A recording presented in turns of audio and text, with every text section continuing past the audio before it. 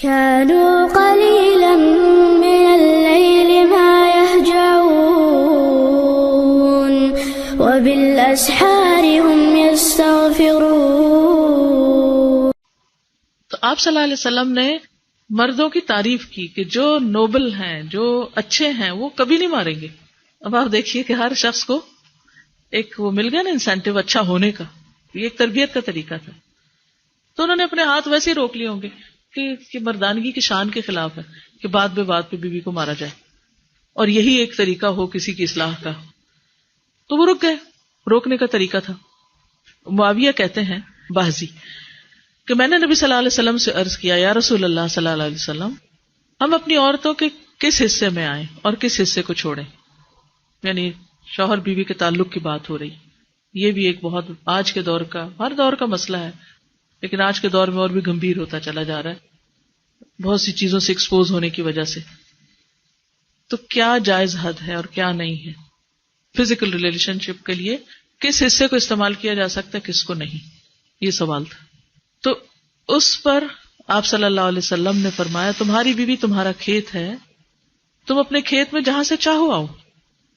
جہاں سے چاہو آؤ کا مطلب کیا ہے کہ جہاں سے کلٹیویشن ہو سکتی، یعنی کہ کھیت کے تعلق سے کیا بتایا، نساؤکم حرث لکم فأتوا حرثکم انا شئتم. انا شئتم کا مطلب، انا جو ہے ظرف زمان و مکان دونوں کے لیے آتا ہے کہ جانے کا کوئی خاص وقت مقرر نہیں کہ یہ دن ہے یا رات ہے، ایسی کوئی پابندی شریعت نے نہیں رکھی. اور اسی طرح جب کھیت کہہ کے بیوی کو بتایا گیا تو اس میں اس کی یعنی کہ اس کی قدر و قیمت اور اس کی حفاظت اور اس کی سرسبزی اور خوشحالی اور وہ ساری چیزیں اپنی جگہ ہیں. پلس یہ بہت ہی حکمت کی بات ہے کہ کھیت میں کچھ اگ جب ہی سکتا ہے جب اس میں بیج ڈالا جائے. تو اب شوہر بیوی کے ساتھ کیسا تعلق قائم کرے کہ اولاد پیدا ہو سکے؟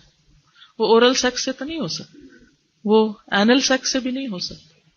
obviously understood ہے کہ انا کا مطلب یہاں کیا ہے، ٹھیک ہے نا. یعنی یہ وہ باتیں کہ جن کو بہت لفظوں کو کھول کھول کے نہیں بولا جا سکتا، لیکن اٹس انڈرسٹوڈ. تو آپ نے کہا جہاں سے چاہو، یعنی کوئی رکاوٹ نہیں، ممانعت نہیں. اس کا یہ مطلب نہیں کہ ناجائز حدود پھلانگ کے کہو کہ اس کی بھی ممانعت نہیں. البتہ جب تم کھاؤ تو اسے کھلاؤ، یعنی کہ شوہر خود آؤٹنگ ڈائننگ کے لیے چلا جائے اور بیوی کو کہے کہ بس گھر میں ہی پکا لو اپنے لیے اور کھا لو، خود صرف دوستوں کے ساتھ رہے. دس از ناٹ رائٹ.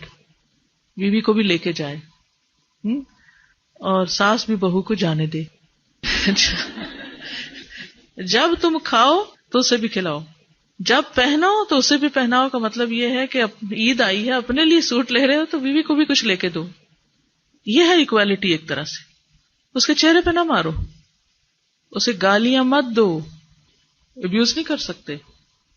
اور اسے قطع تعلقی اگر کرو، یعنی ویسے تو نہ کرو لیکن اگر کرو تو گھر کی حد تک رکھو. کک آؤٹ نہیں کرو، اس کو گھر سے باہر نہیں پھینکو، گھر سے نہیں نکالو. کیونکہ بعض شوہر کہتے ہیں نا، فون پہ کہہ دیتے ہیں گھر چلی جاؤ ماں باپ کے، میں تب گھر میں داخل ہوں گا، آؤں گا ہی نہیں. یہ غلط ہے، ایسے نہیں کرنا چاہیے. اور یہ کیسے مناسب، یہ کیسے ہو سکتا ہے کہ تم اس کے ساتھ یہ سلوک کرو جبکہ تم ایک دوسرے کے پاس حلال طریقے سے آتے ہو؟ یعنی تمہارا ایک جائز تعلق ہے اور پھر تم اس تعلق کو اس طرح خراب کرو. تو بیوی کو مارنے سے متعلق جو قرآن اور حدیث کی روشنی میں جو حکم ہے وہ سامنے. پھر اسی طرح غلام کو مارنے کی ممانعت ہے. نوکر کو، غلام کو، اس کو بھی نہیں مارنا چاہیے.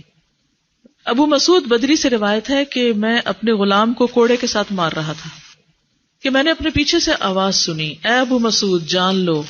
اور میں غصے کی وجہ سے آواز سمجھ نہ سکا، یعنی ایسے مار رہا تھا کہ مجھے نہیں سمجھ آئی کہ کس نے پکارا مجھے. جب وہ میرے قریب ہوئے تو وہ رسول اللہ صلی اللہ علیہ وسلم تھے اور آپ فرما رہے تھے جان لو ابو مسعود، جان لو ابو مسعود.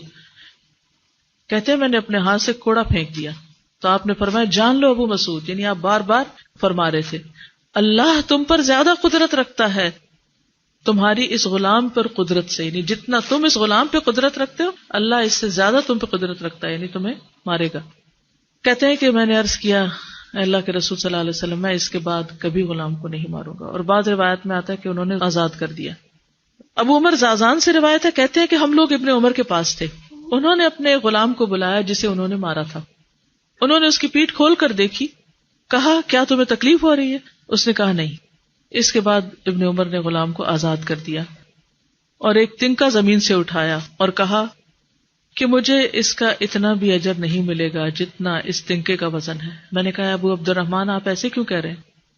انہوں نے کہا کہ میں نے رسول اللہ صلی اللہ علیہ وسلم کو فرماتے ہوئے سنا، جو شخص اپنے غلام کو بے قصور یعنی حد شرعی کے علاوہ مارے یا اس کے چہرے پہ تمانچہ مارے تو اس کا کفارہ ہی کہ اسے آزاد کر دی۔ کفارہ ہے، اس آزادی کا ثواب کوئی نہیں تنکے برابر بھی۔ یعنی بعض اوقات ہم سمجھتے ہیں بڑی نیکی کی، لیکن اس میں تو چھوٹ بھی جائے تو وہ بھی بہت بڑی بات ہے۔